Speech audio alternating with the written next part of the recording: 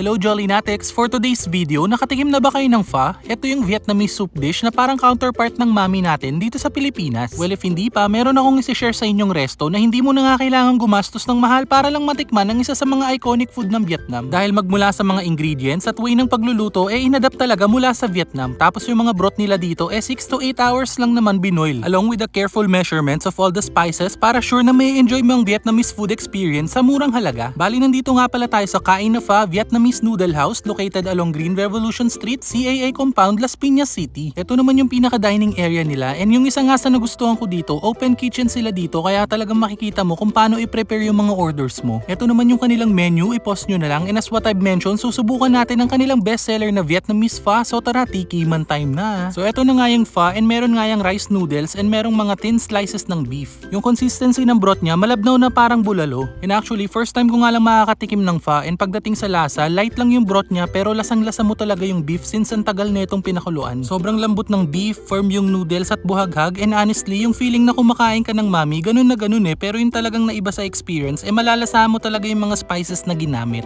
Honestly and personally, nagustuhan ko to. Ito yung tipong if may trangkaso ka, tapos higop ka nito, talagang may energize ka Tapos tulad netong makikisama yung panahon, ay sarap talagang humigop na mainit na sabaw. Nagtry nga rin pala kami ng kanilang Goy Kun or veggie spring rolls, freshly made, ang sarap i-partner dun sa peanut sauce, and for 100 pesos, sulit na yung serving nito. Meron din sila ditong dynamite, nothing out of the ordinary, crispy and hindi makapal yung wrapper. Sumubok din kami dito ng kanilang special mami, yung broth nito iba dun sa pho kanina. Masarap nga rin to, and kung mahilig ka sa Pinoy style na mami, and I'm sure magugustuhan mo to. Try nyo na nga rin dito yung kanilang special pares. Yung pares nila dito, hindi ito yung malapot na version pero still packed with flavor, malambot yung karne, beefy at sakto lang yung alat, tapos may konting tamis. Hindi ko na nga lang na-partneran ng rice kasi nga sa noodles pa lang nabusog na ako pero approved din to for me. Nga pa lang, sasarap din ang mga drinks nila dito. Ito yung kanilang mga Vietnamese iced tea, panalo nga rin yan, ito refreshing, and if may kasama kayong kids katulad namin, malamang magugustuhan nila to. Alam mo yung bukod sa masarap, mapapawi talaga yung init mo. And yung isa pang na-amaze at nasarapan ako dito, yung kanilang Vietnamese iced coffee. Akalain mo bang 45 pesos lang to? Pero pagdating sa lasa at quality, talo pa yung mga mamahalin and kung coffee lover ka nga, huwag mong palalagpasin to. So there you go, Jolly Natics. Sana nabigyan na naman namin kayo ng idea kung saan may masarap na food tripan, lalo na yung mga hindi pa nakakatikim ng legit at masarap na Vietnamese food. Subukan nyo na nga rin dito sa Kain na Pho. And kung natakamat nag-enjoy kayo sa video na to, please don't forget to like, share and follow our page for more videos like this. And as always, thank you so much for watching.